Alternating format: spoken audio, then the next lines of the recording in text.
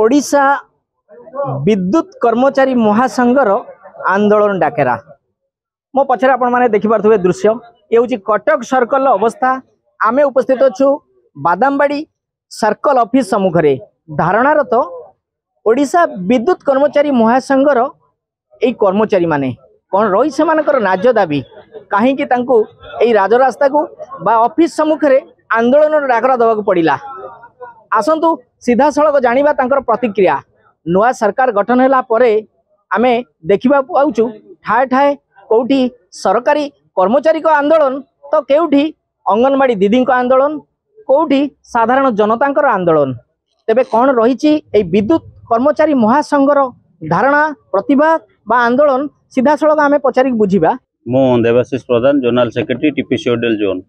तो कौन रही आपनकर प्रतिवाद? आमर प्रतिवाद दुईटा ऊपर रही जे आमर यही टाटा मैनेजमेंट बा टीपीसीओडीएल बा टीपीएनओडीएल टीपीडब्ल्यूडीएल बा टीपीएसओडीएल रे जो चारिटा जोन वितरण कंपनी दायित्व नहीं ओडिशा सरकार ठारू से माने ए श्रमिक जो माने 24/7 अहरह निज कार्य संपादन कर मजूरी निर्धारण प्रक्रिया जोटा कि ओपीटीसीएल गवर्नमेंट फाइनाल करवा सत्वे दीर्घ 4 मास बारंबार आलोचना सत्वे आज पर्यंत विफल होउची एवं कर्मचारी मानकर जोटा मजूरी निर्धारण प्रक्रिया जोटा कि निजर हक ताकू दबाव अहेतुक विलंब करा जाउची जोटा कि आमे एटा दृढ़ विरोध करूछु एवं आपन माध्यम जणाई देबाक चाहूची मैनेजमेंट को एटा तुरंत माने आज सुधा यहाँ तुरंत फाइनाल करंतु नचेत एक आंदोलनात्मक पंथा ग्रहण करिबो। पाखापाखि केते कर्मचारी या द्वारा उपकृत हेबे? एदरो 4000 रु 5000 कर्मचारी उपकृत हेबे। ये आपण सीधा सड़क आया कथा सरकार करिथिबा नियम को टाटा पावर मानुनी ये कथा केते दूर ठीक?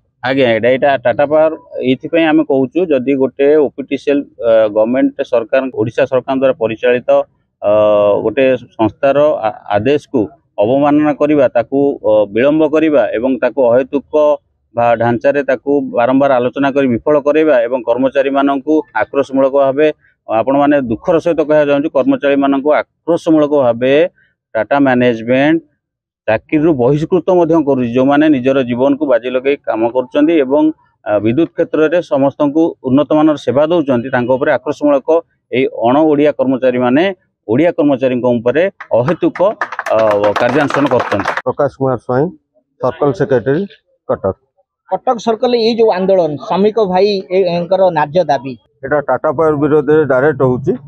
आमर श्रमिक मानकर जो मानक ऊपर जो टाटा पावर आक्रोशमूलक आक्रमण आउ छटई ये सब ऊपर आधार कर ओएच बोर्डर मजूर निर्धारण नीति से बारंबार आलोचना सत्वे करूनी से आम ये आंदोलन को ओल्लैचु।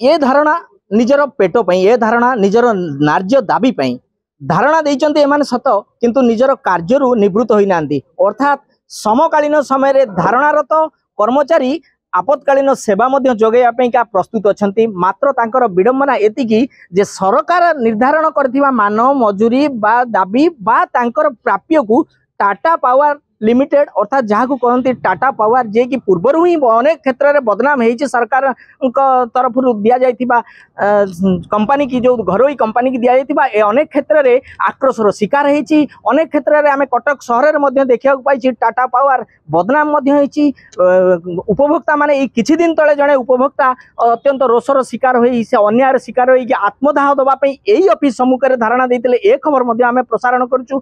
तेबे तांकर सीधा सड़क कथा जे टाटा पावर जे कि जो प्राइवेट कंपनी नहीं हाथ को से तार सरकार दाबी को मानु नहीं बा ताकू ग्रहण करू नहीं जहा द्वारा एठार श्रमिक टेक्निकल नॉन टेक्निकल वैषयिक अणवैषयिक बा कर्मचारी माने सेमानकर उपयुक्त प्राप्य पाउ नाहंती पाइबार वंचित होउचंती।